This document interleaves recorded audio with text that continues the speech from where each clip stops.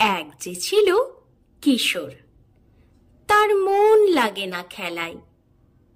ছুটি পেলেই যায় সে ছুটে সমুদ্রের বেলায়। সেখানে সে বেড়ায় হেঁটে এধার থেকে ওধার, বাড়ি ফেরার নাম করে না, হোক না যত আঁধার। কুড়িয়ে তোলে নানা রঙের নকশা আঁকা ঝিনুক, এক একটি রতন যেন, নাই বা কেউ চিনুক।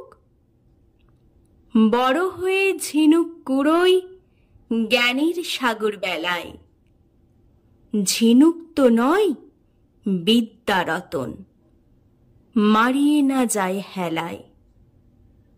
বৃদ্ধ এখন, শুধায় লোকে কি আপনার বাণী?